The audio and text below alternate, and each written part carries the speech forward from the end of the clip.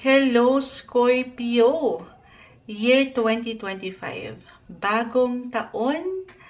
Ito na po ang inyong reading. Kuha tayo ng ilang messages para sa inyo.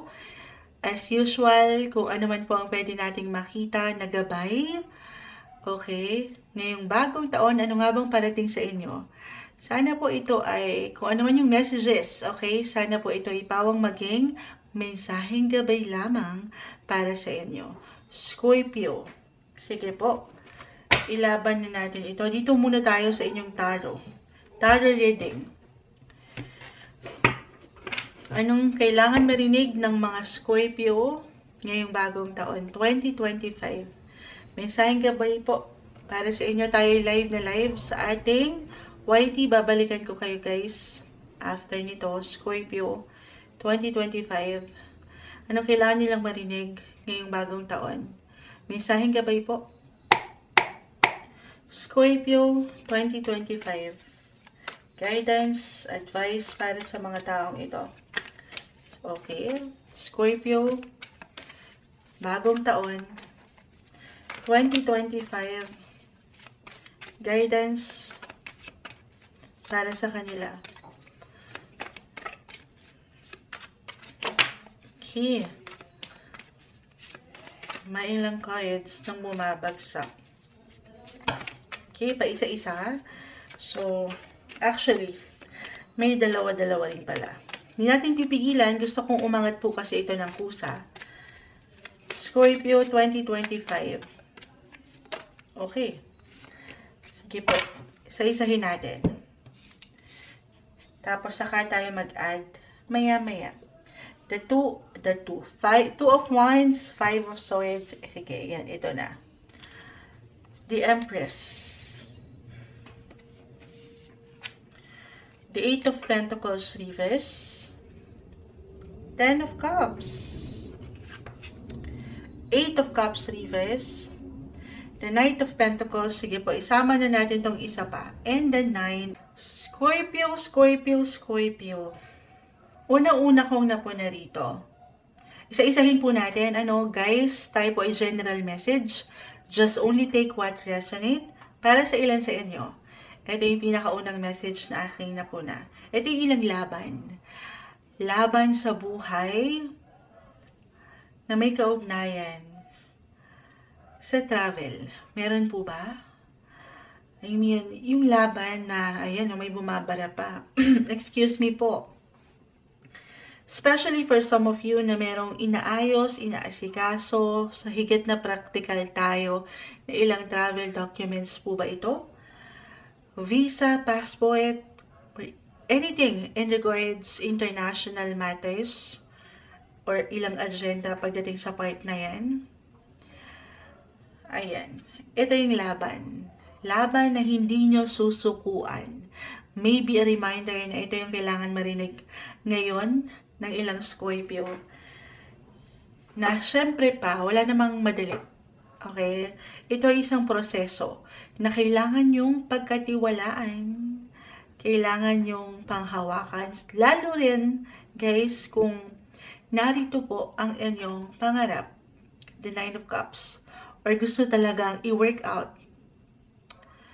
Gustong magbigay ng diin or highlight sa inyong taon, bagong taon 2025, pagdating sa usaping travel.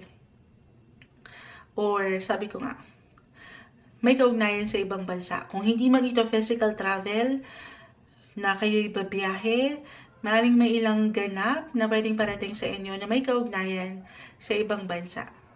Actually, astrologically, Scorpio, magbibigay din talaga ito sa inyo. Opo, especially sa next second half. Next half or second half of 2025. Okay? May travel opportunity, why not, na pwedeng parating. Para sa ilan, ito na po yung maaring nilook forward nyo rin na puntahan or gawin. Offer opportunity na hindi imposibleng ihain sa inyo ng universe or ng ng buhay, anything na may kaugnayan aking uulitin abroad or international trips po ba ito? International agenda? Or ito pwedeng kusang umangat lang din naman, kusang aangat yung kahit sa simpleng ideya or travel plans, why not? Kahit sa simpleng ideya pa lang ito. So may hugot pagdating sa travel or sa paglawak ng gusto niyo pang marating, mapuntahan, or even matutunan. 9th house, napakalawak niyan, guys. Diyan din pumapasok yung anything na may kaugnayan sa inyong, kung kayo mga estudyante, education, higher education, or even religion, or pagdating sa legal matters, yes po, kung meron kayong ilang laban dyan, the 5 of Swords, huwag niyong sukuan, huwag kayong pangambahan or magpatalo sa pakiramdam na baka hindi. Meron kayong gabay. Hindi posible na itong laban nyo na ito, as long as hindi kayo sumusuko, the 8 of Cups. Kumbaga, yes, hindi magiging madali, pero mula dito sa ilang pagsubok na ito na pwede nyo kaharapin or ihain sa inyo ng mundo, 2025 Scorpio. Ayan, patuloy kayong manlalaban. Patuloy na angat yung enerhiya na matugunan ito at hindi nyo susukuan. Okay? For some of you, halimbawa, meron talaga kayong ilang laban sa ano ba ito? Hindi po isang medical, legal advisor ang Moonchild. Simpleng tarot card reader lamang po ako, pero i-claim natin, lalo pa kung andito yung laban nyo. For some of you, hindi nyo kailangan ipilit, just only take what resonate. May ilang legal situation kayong kinakaharap, legal issues. As long as, ito na, nanlalaban kayo. Papaangatin nyo ang alin, pagkawasto, at yung katotohanan. Walang imposible na ito po ay maipanalo. Okay? Claim na natin yan. Ay. Kung bibigyan nyo lang yan patuloy ng atensyon, ng concentration, yung effort, syempre pa. Gaano man minsan naging mabagal or maging mabagal yung progreso, meron po tayong nakikitang improvement sa ilang aking na-mention. Again, travel, education, religion, dito pagdating sa ilang legal situation for some of you. Pag-aaral, di ba, kung dyan natin ibibigyan ng diin ang pag-aaral ay hindi madali. Dadaan kayo sa ilang butas ng karayom para kayo makapagtapos, para mapaangat nyo yung success. So, huwag nyo sukuan. Maaring ito ay isang test lamang. Okay? Again, kung hindi ito may kaugnayan, kung hindi kayo mismo, Moonchild, wala naman. Wala akong plano this 2025 to travel outside ng bansa kung saan pa man. Kung hindi mismo kayo ang pupunta sa lugar, okay, then maybe this is more about your connections sa ibang bansa. Itong ilang taong ito na nakikita nyo sa ibang bansa. Kahit over the net lamang po ito. Could be about your work, related ba sa work, or your relatives, family, or even the Empress, the 10 of Cups, even dito sa buhay pag-ibig, relasyon, na maya-maya pag-uusapan pa natin, okay? Okay. So, ano pa bang ma-add natin? Yan yung pinaka nag-highlight sa akin na nakikita, yung ilang laban niya with 5 of Swords. Na aking ulitan, challenge po ito. Yes, merong struggle, difficulty, huwag niyong sukuan, hold your vision, kita mo siya. Nakatitig siya sa hinaharap. Pakita natin sa live. Babalikan ko kayo guys, after natin mahanap ang Scorpio. Sa ilang hindi ko pa natugunan, especially, live na live tayo sa YT. Magandang gabi po. Scorpio tayo ngayon. Hold your vision, yung nakikita nyo kayo in the future. Or why not? 6 months, a year from now, walang imposible para sa inyo. Sapat na tiwala sa inyong kakayanan. Kahit pa dito, hindi kailangan laliman or katakutan yung bawat messages ni Moonchild. Ito yung ilang laban na tahimik niyong kinakaya, iniraraos. Ayan, patuloy niyong nilalagpasan yan. Maybe, why not? This is a reminder na i-celebrate nyo rin yung ilang small wins nyo sa buhay. Minsan hindi na natin nabibigyan ng appreciation or baka hindi nyo na nare-recognize yung mga nagagawa nyo, nakakaya nyo, na malalagpasan nyo ngayong bagong taon. Yes po, merong celebration. Kung saan ay hindi lang ikaw ang magiging masaya, pero ang buong pamilya, the Ten of Cups is here. Claim na natin yan. Okay? Trabaho, travel. Yung travel, guys, could be about pleasure or work, career. Sabi ko nga, or ilang connection nyo sa family, or pagdating sa love. Tayo ay general message, pero may aangat dyan this year. So, work, I see na maaaring ang ilan sa inyo or higit sa inyo ay patuloy na maging busy. Busy pa rin. The Eight of Pentacles. Buhay paggawa ito.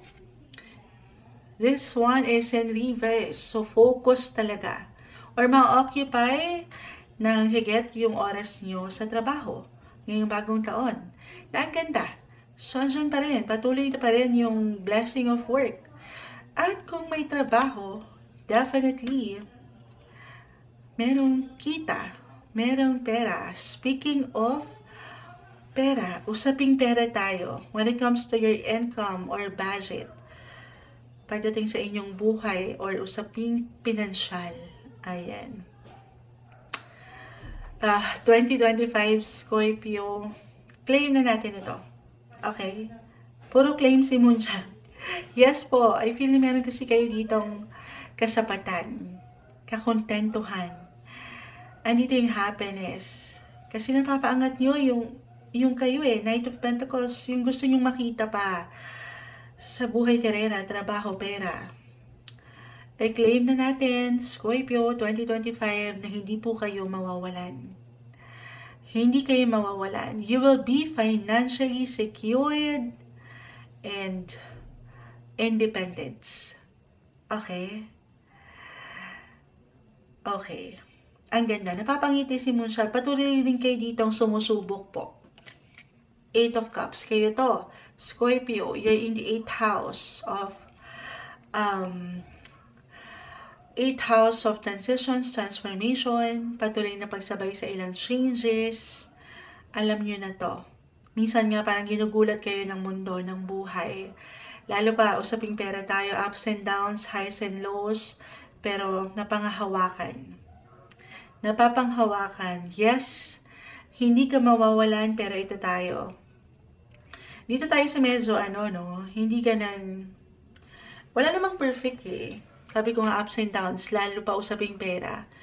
Minsan okay, sobrang okay. Minsan naman medyo kinukulang. Diba?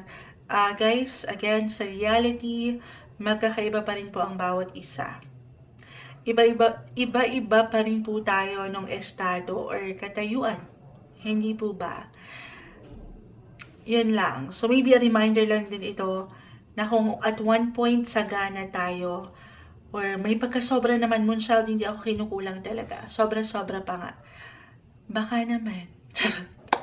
Baka naman si Moonchild. Hindi. Pero maybe an indication na hanggat meron, try to save up, papaangkatin nyo yung tamang responsibility kung paano nyo pinanghahawakan ng inyong money. Hindi tayo lubos biyaya na go with the flow talaga sa usaping pera. Yes, deserve. Lalo pa ito yung nakikita ko yung pinaghihirapan nyo Okay. Pero sana maglaan din kayo nung sa mas praktikal para sa inyong buhay sa hinaharap pa. Okay? Kasi sabi ko nga, ang weather, ano yun, Moonshot? Ang buhay, weather. Uulan minsan, iinit, so, be ready lang naman. Save. Ayan, save for the rainy days. Na note to self din si Moonchild. Ay, note to self ko yan oo. Kasi, ayan nga, sa mundong ating ginagalawan, talagang hindi natin masasabi. Pero again, hindi nyo kailangan laliman yun. Maganda po yung nakikita kong flow. When it comes to your money, paalala lamang na huwag kayong magpapadalos-dalos.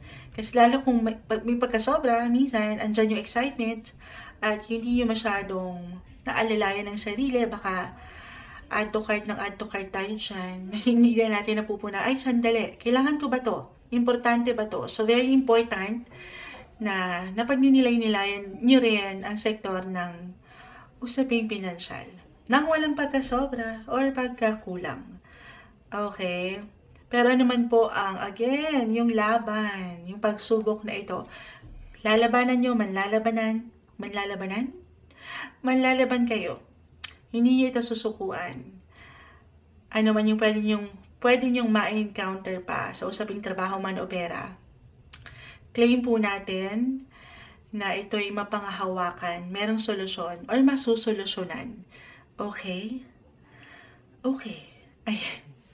Halimbawa, sabi ko nga, kung meron kayong kailanganin na pera talaga, kung saan meron kayong i-invest sa isang negosyo, okay? Halimbawa lang naman po, if ever for some of you at mangailangan kayo at one point this new year 2025, kailangan nyo ng pera. Meron po kayong malalapitan dito, okay?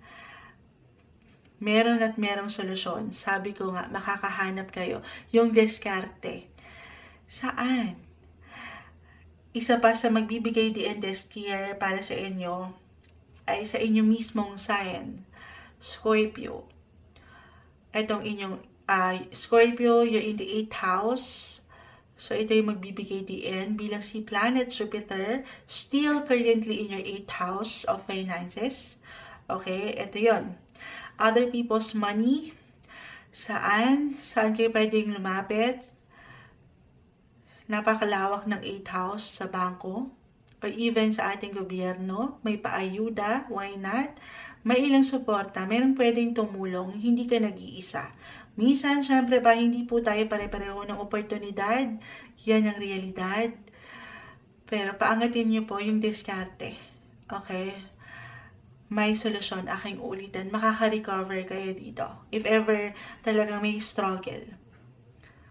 Pero meron ako nakikitang magandang flow at transaksyon pagdating sa point na ito. Kumbaga maganda yung takbo ng ilang possibility when it comes to money. So, i-claim na natin yan. Okay? Reversal tayo every time kung ito kung meron naman kayo yung merong pagkakautang or sila yung may pagkakautang sa inyo ngayong taon, kaya ano man ito naging matagal na, money-wise pa rin tayo. I feel na merong parating. Papasok ito ngayon. Pasok sa banga. This year. Matatanggap nyo na ito. Hopefully. Okay? Makakabayad na kayo or mababayaran na kayo ngayong taon. Meron pong papasok na pera. Again, 8th house, this is about other people's money. So this, aside ito sa kinikita nyo pa. Okay? Or pwede rin po, bonus. Pasok din yan. Pasok din yan. Pasok din yan sa banga. Bonus sa trabaho. Or, sabi ko nga, kahit pa ayuda ng gobyerno. Why not? Pero dito, syempre pa, bibigyan ng pag-aksyon. Sapat na effort din.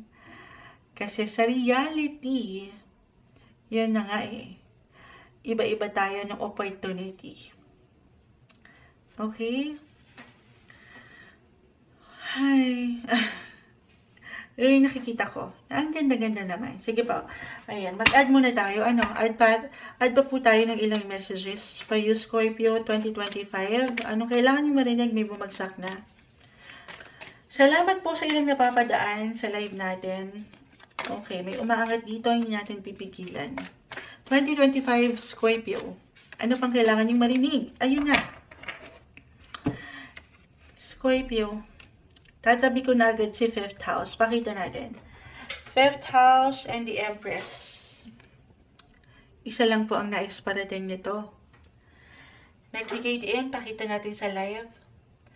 Kung matagal na kayong nakikinig kay Moonchild, the Empress card, ito po hindi po tayo medical advisor, pero pregnancy indicator po ang barahang yan. Okay? Maaring merong magbuntis. Why not? Para sa ilan sa inyo na merong struggle, actually, astrologically, kung aking i-applyan, itong si Saturn, the planet of discipline, restrictions, limitations, challenge, difficulty, ito pa rin yan yung ilang laban, the 5-2 na. Charot. Hindi. Okay, na-overwhelm si Moonchild. Si Saturn, right now, still currently in your 5th house. 5th house of what? Ito, umangat sa inyo, 5th house, the Empress, children, pregnancy. So, para sa ilan po sa inyo na merong or nakakaramdam, dumadaan sa difficulty para makapag-conceive, para makabuo. Guys, merong dahilan ng lahat. Okay? Kung ito na yung matagal nyo nang hinihiling, the 9 of Cups ay narito. 10 of Cups, guys, mabubuo na ang pangarap. Kita mo, may mga bata. Family, nakakabuo na kayo ng pamilya. Meron pong magbubuntis. Hindi kailangan mag-apply para sa lahat, guys. Okay? Just only take what resonate. Kung meron na kayong kids at hindi nyo na kailangan pa ulit, o hindi na ito yung parte ng kahilingan nyo pa, maaaring magbigay din po ang mga bata ngayong taon, or a reminder na higit nyo silang bibigyan sana ngayong taon ng prioridad or focus, or talagang kusang aangat ito, nakakailanganin nila kayo ngayon. Okay? Para sa ilan na may mga anak na. Other messages, single, the Empress, the 5th house. Again, ano yan? Plus 8th house, may pagkamalalim. I feel na merong someone na pwedeng ma-impress, someone na pwedeng umangat ngayong taon, lalo pa, para bang merong spark. May kilig, ayan. May kilig. Hi. Ba't may pahay si Moonchild? Biglang napamuni-muni. Hindi. Ayan, ipasok na natin. Hindi pa natin nakikita to. When it comes to relationship, unahin na natin na-mention ko na kasi sa mga couples na married, love sector po ito, 5th house. Dito pumapasok ang one and only true love. Or yung feeling na ganun. Yung para kayong bata na nagsisimula sa una. Kung dumaan man kayo sa ilang struggle, ito yung ilang laban, I feel na may bago. Okay, lalo pa kung mapapaangat nyo yung inyong mga inner child. Ayan, yung gaano man kayo nasaktan na before or patuloy na susubok sa inyong pagsasama. Couples, married, maybe a sign na light lang yung energy, huwag masyadong seryoso, have fun, try something different, something new. Mag-ano naman kayo, liwa-liyo. Be playful. Magpunta kayo sa IKE. Ayan, may paano kasi, oh. Anong matawag dito? Anong sasakyan to sa IKE, guys? Ayan, parang sumakay naman kayong Ferris wheel. Ay, hindi ko alam kung anong sasakyan sa IKE, pero meron yan eh. Ayan, be creative. Magsaya. Have fun, enjoy each other's company. Na para kayo nagsisimula sa una. Okay? I feel na merong paglalim palalo sa inyong connection. Sa kabila ng ilang pagsubok, wala namang perfect relationship as I've mentioned. Especially rin po, 5th house, may paglalim sa physical affection. Parang hahanap-hanapin yung isa't isa ngayon. Alam nyo na yan. Ano yan? Diyan din po kasi pumapasok ang usaping sex. Ayan, medyo sensitive ang kasi, si Whitey minsan, baka maano tayo. Makasuhan tayo ni Whitey. Charot. Hindi, pero diyan din yun, yung intimacy, yung love, yung affection. Physical affection. So, kaya nga marahil, ayan, for some of you na ito yung hinihintay, nag-expect na rin ba kayo? Or it could be unexpected, guys. So, be careful kung hindi pa kayo ready na bumuo kasi baka may mabuo this year. Kasi nga, hanap-hanapin nyo ang isa't isa. Or a reminder, bata-bata, paano ka ginawa? Paano nga ba? Ayan. Ano? Magde-demo pa ba tayo dito? Hindi. Pero, maglaan kayo ng oras sa isa't isa. Isa't isa. Ayan. Nagbabakil na po ang moonshot kasi kanina pa tayo live. Pero, ilalaban natin ito. Sapat na oras. More quality time sa isa't isa. Lalo kung andito na po talaga ang kahilingan, mai-workout nyo pa ito. Okay? Meron pa. May chance pa.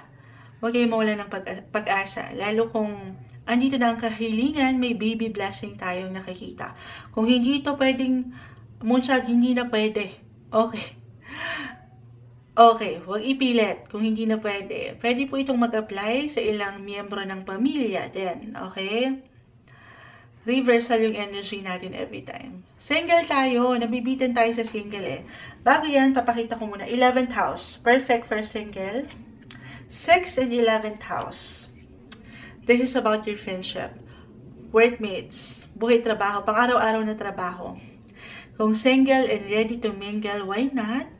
Sabi ko nga dito pa lang, meron tayong nakikitang pwedeng mag-workout. Maaaring merong ma-develop. Ma-develop? Oo. Huhugot pa sana ako. Hindi ko na mahugot, guys. Medyo malalim na. Pero, maaaring merong someone love interest ang siyang umangat, lumitaw.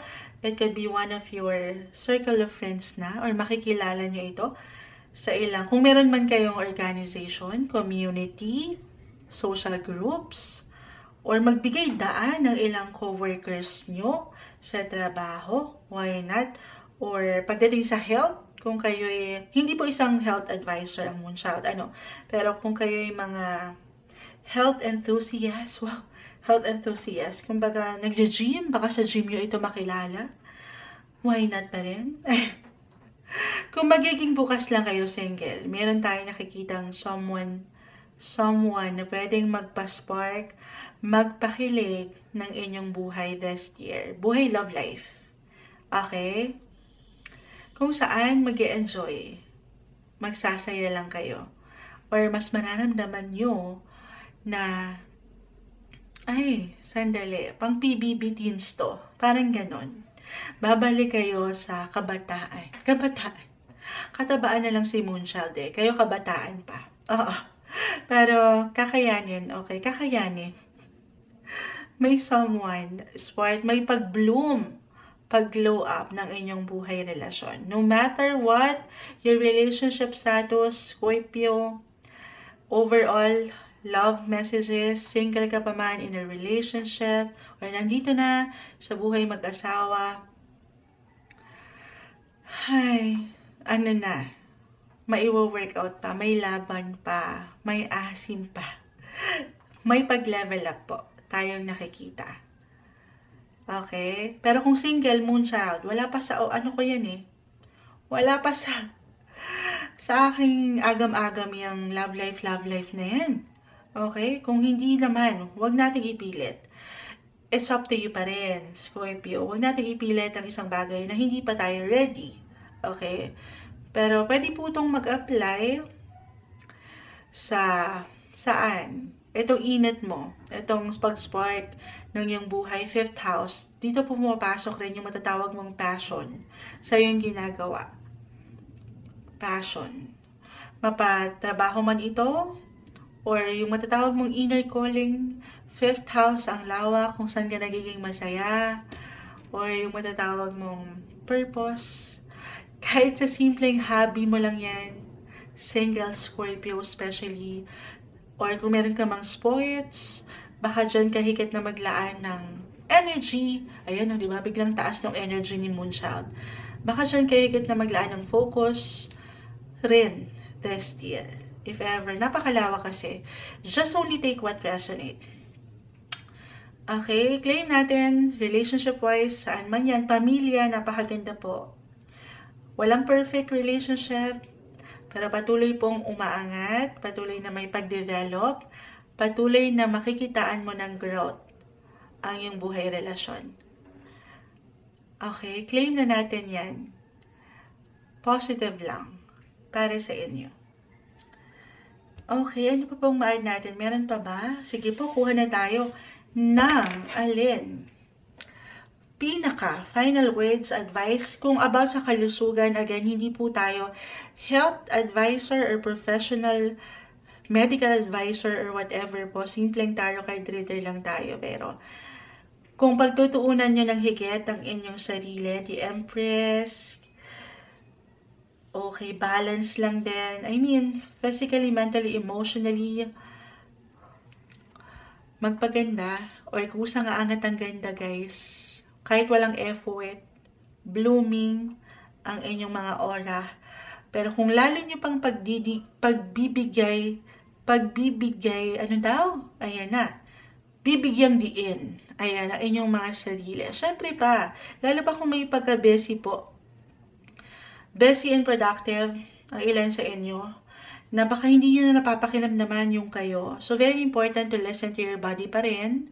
Okay? Anyway, sa 8th house po, i-add ko to. Sabi ko sa inyo ang lawak.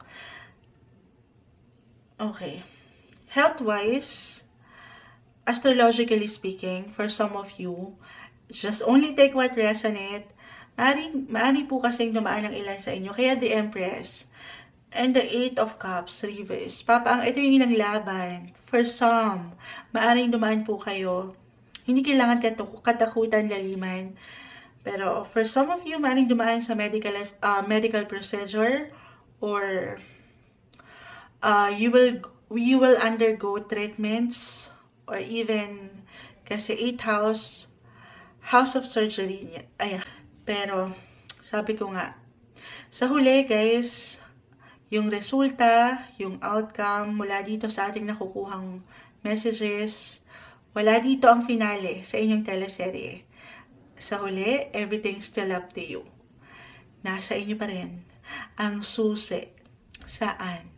Sa inyong mga kapalaran. Listen to your body, guys. Always listen to your body. Tanging kayo lamang po ang higit na makapagsasabi sa part na ito. Kuha na tayo ng pinaka-final words, advice. Scorpio 2025, anong kailangan niyong marinig? Mula dito sa ating ilang napag-usapan, Scorpio, may umangat na. Think it through. Okay. New Moon in Gemini. Think it through. Add pa tayo. Uy. Know that you are loved. Pag-isipang mabuti ang bawat papasukin or pinapasok ngayong bagong taon. Or sa mas practical, papaangatin ang boses. New Moon in Gemini. I feel na kung patuloy kayong magiging bukas, yung boses, yung inyong mga gustong iparating sa pamamagitan, kasi Gemini is in the 3rd house. May mga bago sa part na yan. At ang lawak po ng pagpaparating ng ating gustong sabihin or ipadama. Pwede itong sa paraan ng pagsusulat, pagsasalita, pagbabahagi. Okay, think it through. Huwag kayong magmamadali. Pagnilay-nilayan ng bawat sitwasyon. At hanggat kaya, ikonsidera nyo yung bawat ganap sa inyong paligid na, alam mo yun, i-consider nyo yung kahit sa simpleng pakiramdam or sitwasyon ng tao, posisyon, relasyon, life in general. Gawin yun. Okay? Huwag kayong magpapadalas-dalas sa pagbuo ng decision. Very important to yan ngayong taon. Magtanong, gamitin ng boses. Walang masamang magtanong. Right, mate. Charot. Know that you are loved. You are loved, Scorpio. Know that you are loved. Ito yung umangat. Ito yung umaangat. Ayan na. I know nagka-rumble na po itong ilang cards na umangat sa inyo, Scorpio. Pero sana po kung ano man yung ating nakita na basa sa inyong baraha, ipawang